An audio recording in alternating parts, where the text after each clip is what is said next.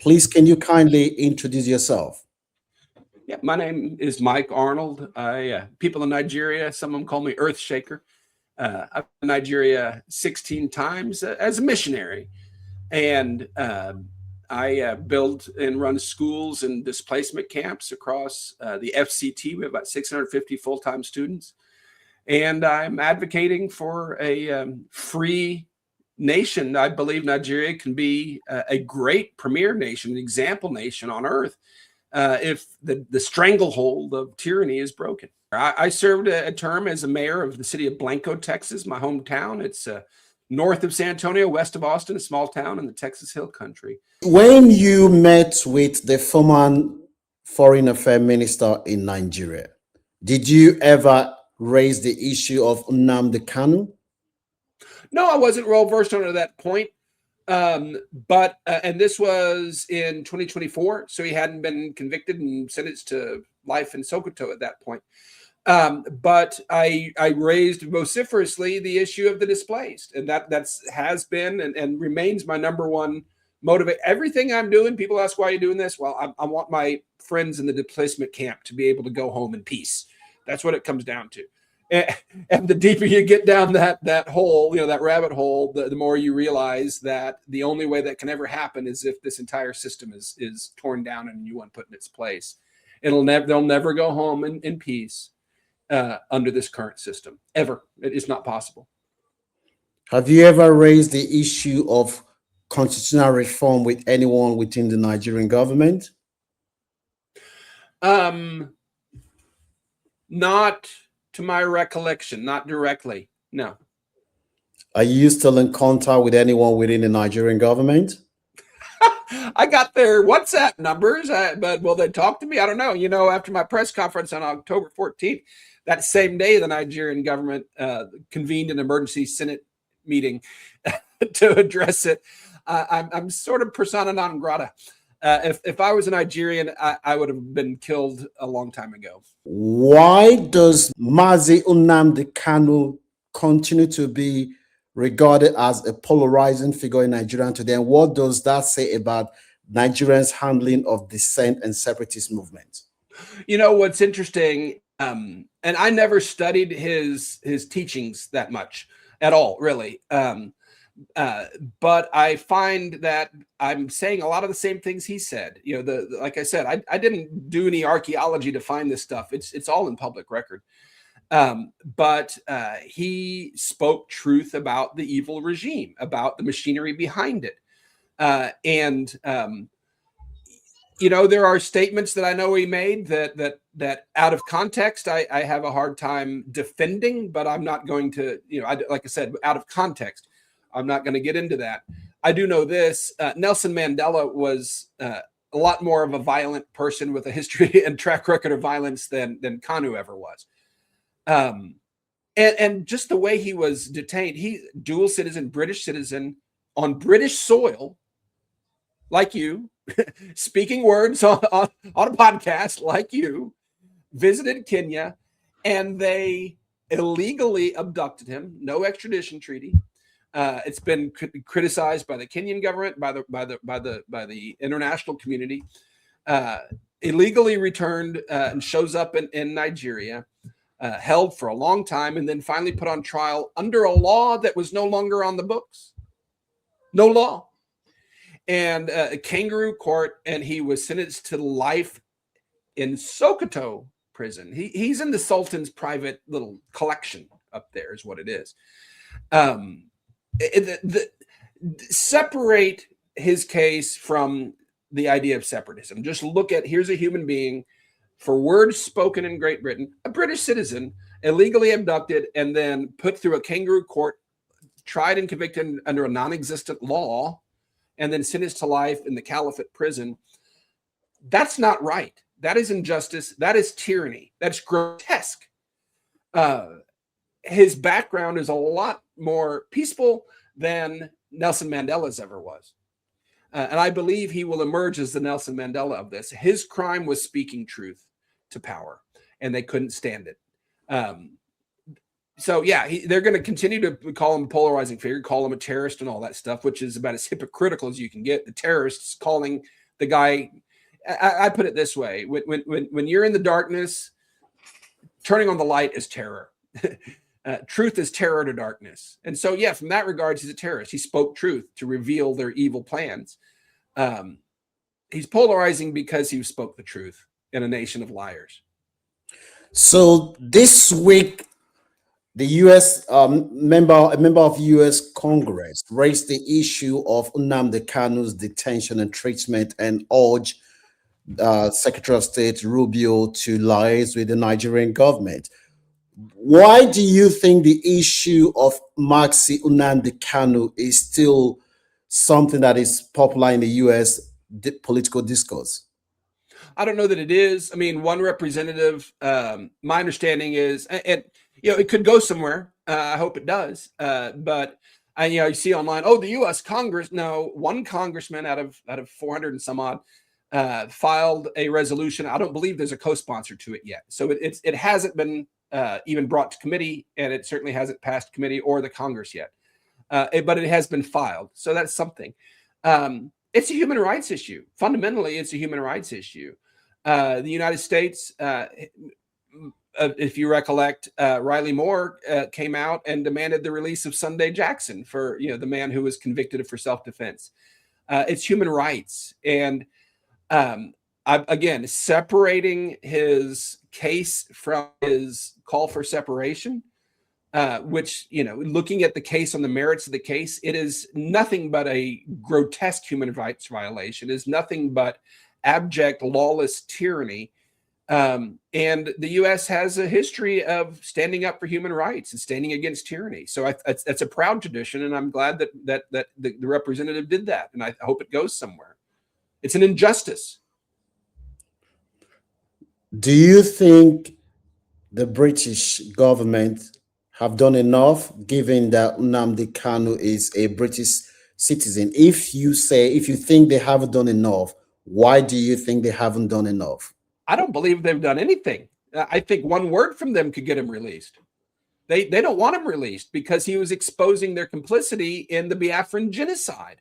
The British are the ones that set up the. They merged the North and the South, which should never have been. These were independent nations, the Hausa nation, the Yoruba nation, the Igbo nation, and all the others. They came after the Berlin Conference, where the European powers carved up Africa like the Christmas turkey with not one African person present, no African interests represented. They carved it up. They were given this area. And eventually, for administrative efficiency, they just said, oh, we're going to make it one. And it was the administrator's girlfriend who picked the name Nigeria. Oh, this will be cute. And they designed it. They rigged it for the power to, it's all documented, rigged it for the power to be under control of the caliphate and shackled all these other to it, designed to fail like they did elsewhere in the world, all over the world, India, Pakistan, and all these other amalgamations they did, designed to fail. Nigeria is the last largest remaining one. And they did it so they could loot their oil.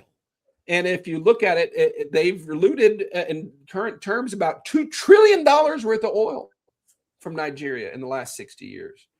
It's paid off for them. They are guilty of genocide. They knew what was happening. They supported what was happening. They armed it. When the federal government was shooting down Red Cross aid planes to bring food to starving children, the British government supported it and swept it under the rug.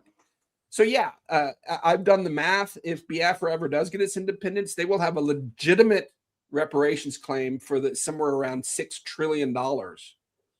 Legitimate, precedented. The Biafran, if it ever got its independence, it could, in an international court, sue successfully reparations up to, I think it's 3 times the British GDP that they've looted and caused damages. So yeah, they're going to do everything they can to keep Nnamdi Kanu in prison and keep him silenced. And anybody else that speaks up, they're going to sweep it under the rug. They're going to hide it because they're guilty of genocide. I don't believe that there's, if you look at it on a global scale, a more evil regime in the history of the world than the British Empire. And I never saw that until I stood in Biafra. I believe what's happening in Great Britain today, and I hate to say it, and you would know better, but I have, it's falling. It's in a bad shape. And that's just the chickens coming home to roost. That's Great Britain reaping what they've sowed around the world, and it's coming back to them. And I hate to see it happen, but that's what it is. So, what do you, if you were advising the Nigerian government, what do you think they can do to address the issue of Biafra, and how do you think they can approach it, which they haven't done before?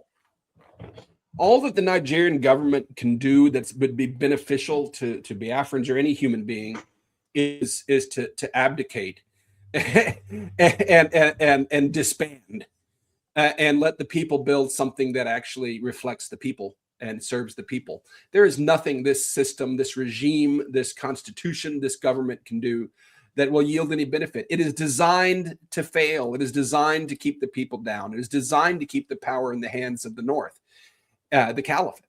And so there's nothing they can do. So I think it's a worthless energy to say, oh, Tinubu could do this or that. It's not going to happen. I am a great believer in a united Nigeria that works for everyone, where each citizen feels a sense of belonging. I want to rephrase that question. What do you think can be done to keep a united Nigeria where every citizen feels a sense of belonging, that addresses the aspiration and yearning of the Biafra people within the Nigerian state? Yeah, and I believe, and if you, again, Biafrans are very rightly, very passionately wanting separation. But if you go back to before they seceded, the Aburi Accord had a good framework. In fact, first I will say that I don't believe there's any way possible for a Sharia state to have unity with a non-Sharia state. I don't believe that within the boundaries that are called Nigeria today, there can and ever will be any unity. It's the question of who leaves or who is forced to leave. Okay, and if there's ever to be peace, and if there's ever to be equality, if there's ever to be hope in the land called Nigeria, there can be no Sharia. Period. It's a separate legal system. It's the oil and water. It's incompatible. But for the others, I actually advocate for a what I call a covenant republic framework, a loose federation, driven by the original nations, driven by the people, that exists as much as it's federated for the purpose of enforcing human rights and free trade and good relationships. But within that, autonomous kingdoms, autonomous regions, autonomous states, nations that are able to manifest the traditions and the best aspects of their unique cultures. Let them do it their way and see the greatness that emerges. But if you try to say, okay, Igbo, Yoruba, Hausa, Fula, you all got to get together and do things together, that's not going to happen. But only if it's the common ground of human rights, fairness, freedom, justice. That's what all human beings of conscience can stand together on. And that's the only basis for unity. But that's not going to happen as long as there's Sharia states. What I would do is make it an opt-in covenant. So if this is the framework, the regions can opt into it. They can also opt out. But if you're not going to subscribe to the covenant, you're not welcome. If you're Sharia, you're not welcome. It's not going to ever happen. It can't happen. You can't mix oil and water. You can't have somebody that wants to live free with somebody that wants to kill them based on their faith and their religion. They believe they're doing Allah's will by cutting off the heads of the apostates and the infidels. That is not compatible. So those people and the states that adhere to that must be removed until and unless they reform and want to come back.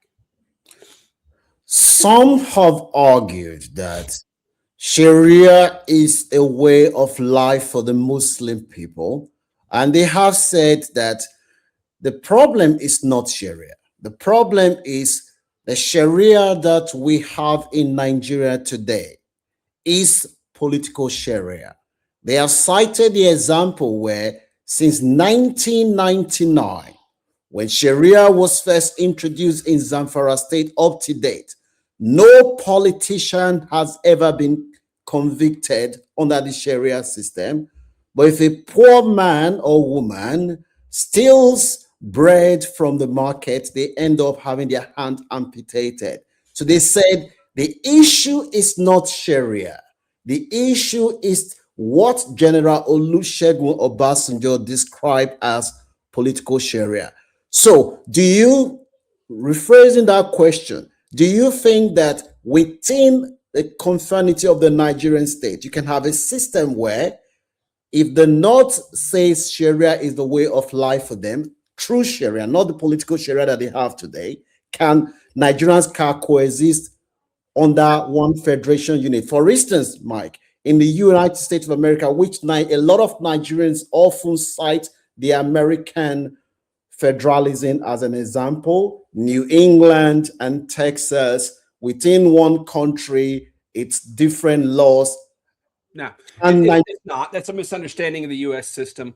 In fact, just recently, the Republican primary in Texas had an initiative that passed with, I think it was 97%, and that's banning Sharia in Texas. It's incompatible with a legal system based on human rights and justice and democracy. Incompatible. They cannot be part of a system that also is built on human rights. It is an anti-human rights system. If they want to have an independent state where they practice that, absolutely, let them have it. Just don't cross the border and try to bring it to me. Don't bring your jihad to my yard. But it cannot and it cannot coexist in a system that is founded on human rights and democracy. It is incompatible. And to try to wedge it in there is like injecting a computer virus into your computer. It's like eating poison. It doesn't work, and it will never work. Their theology, their prophecy, their purpose is total Islamic rule over the face of the earth. They want to dip the Quran in the Atlantic Ocean. Sharia is the machinery of that. Sharia is the antithesis of everything that America's founding fathers fought and died for. It's the antithesis of any human yearning for freedom, fairness, equality, democracy. It cannot and it cannot coexist in the same form of government. It can perhaps live as a neighbor, and it doesn't mean you have to be at war with them, although they're going to be at war with you because that's their religion. Anything that's not under Sharia is the house of war. It's either the house of Islam or the house of war. That's how they see the world. That's how they're taught. And so, no, you can't have the house of Islam and the house of war together under one roof and not have war. It's not possible. If you would like to appear on this platform, you can WhatsApp me on the number that is showing there. We will always consider your appearance if we feel it is in the interest of the Nigerian masses. Don't forget to give this video a like and share so that others can benefit. Mike, where do you see the issue of Biafra in the next 15 to 20 years within the Nigerian political discourse? You know, I believe if there's any hope, if there's any progress, if there's any justice in the land, that all the peoples of Nigeria will have the right of self-determination and will have the right of manifesting their potential greatness, and will also own the resources under their own feet. The Nigerian system is jerry-rigged. It is intentionally and by design. The North has control of the federal government. So they federalize the oil that's in the South. So it belongs to the North. But they didn't federalize the hard minerals because they're mostly in the North too. They have all the minerals. That's not fair. It's not right. I believe every Nigerian peoples must have self-determination. If it's a loose federation, if you can make it work, great. If it's independent nations, that's what it takes, great. But no, the Hausa, the Yoruba, and most definitely the Igbo deserve the right to manifest their greatness without being shackled to a bloodthirsty looting caliphate that seeks to grind them down and take everything good. Why does the demand for Biafra continue to persist decades after the Nigerian Civil War, despite the Nigerian government effort at national integration? Well, you have to understand the history. And the more I study it, the more remarkable it is. The Biafran region, primarily the Igbo tribe, that's the dominant, by far tribe. Exceptionally remarkable history. And when Europe was in what we call the Dark Ages, the Iron Age, they were producing sophisticated bronzes that were centuries ahead of the rest of the world. When the Europeans were taking these back, as they do, they loot and they steal. But when they were taking them back to England, they were saying, there's no way this came from Africa. But it did. They had a very, even today, by today's standard, an innovative egalitarian form of government, consensus-based, community-based. They had architecture. They had written language. Very sophisticated nation. We call them a tribe, but it's a nation. And that's not to say others around there didn't have similar remarkable accomplishments, but you're asking about Biafra. And they believe with a lot of good reason that they are descendants from the tribes of Israel, practicing eighth-day circumcision for centuries. That doesn't just happen at random. So they have a remarkable community, a remarkable history, and more than any other group, when they go around the world, they rise to the very top. Exceptional people, objectively speaking. The British came and had them separated, the South, the North, and they used primarily the Igbo to run the British machinery around the country because they were so advanced and because they embraced English, they embraced the Christian faith, and then when it came time to do so-called independence, there was a problem. These innovative people that are able to govern themselves and be entrepreneurial, fastest growing economic region on earth for 10 years running at this time, they had a very large oil reserve underneath their feet. And the British couldn't have them using that oil to actually do things and processing it and building industry there because they just wanted the oil. And so at independence, they shackled these people as slaves to the caliphate, nationalized the oil and said, hey, have fun. And they didn't seek independence. They sought just a voice. They sought some autonomy. If you look at what they lament today, it's that the Aburi Accord was abandoned by Gawan after he agreed to it. That didn't call for separation. That called for a federation. That called for autonomy. That called for freedom. But they weren't trying to break away. And then, it went back and forth. But then there was a pogrom. Tens of thousands slaughtered in a very short period of time, with the federal government in many cases participating and certainly enabling. They retreated back to their homelands, millions of them. And ultimately, as they were being attacked and slaughtered and massacred, they had no other choice but to say, this ain't working. We declare independence. And the British, who should have backed them. These are our friends. These are our allies. These are the people that share our language and our faith and that have worked for us for generations. No, the British backed the caliphate and funded and armed and provided international cover for a genocide. There's no other way to describe it. In 30 months, between 1967 and 1970, by some credible numbers, as many as 5 million, the settled number is about 3 million, were starved to death intentionally. Children mainly, starved to death for not submitting to the caliphate. The sole sin of them was not submission. Islam means submission, by the way, by definition. They didn't submit, and so we will kill them all.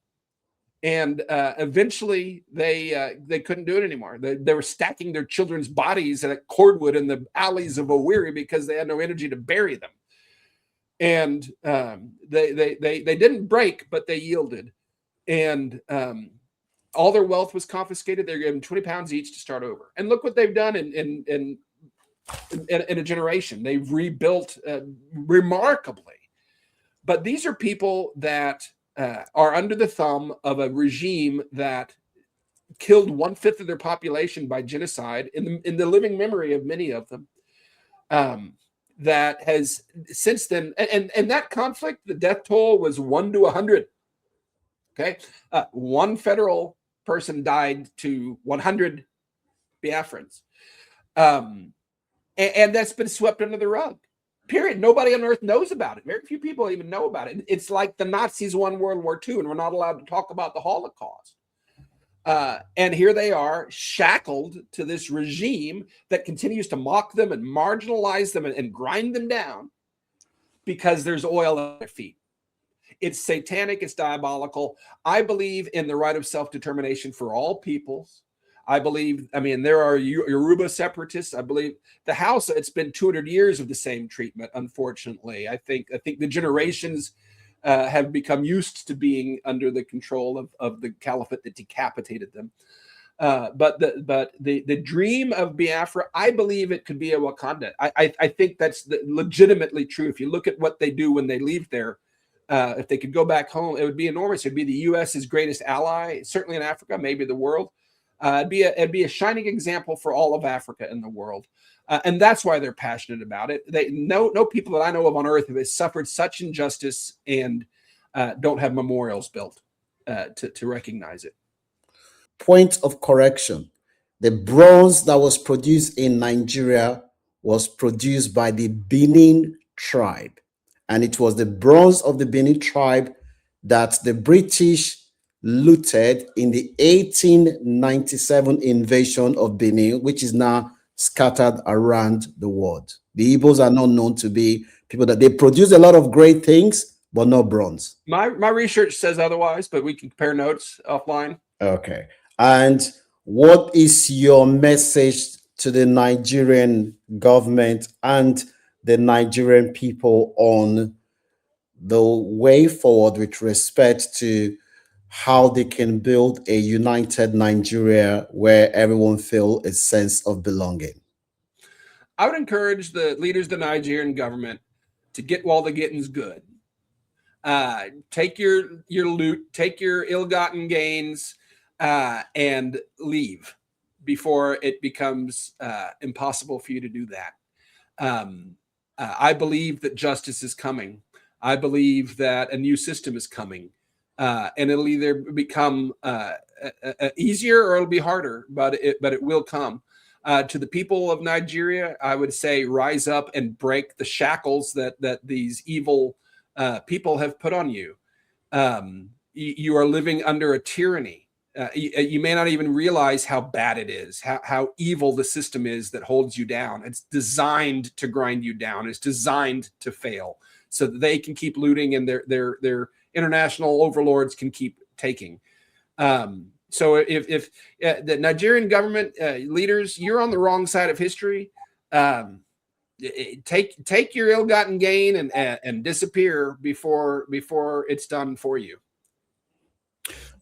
On that note, we're going to end this podcast. Don't forget to give it a like and share so that other people can learn. If you want to appear on the platform, kindly WhatsApp us and we will always consider that.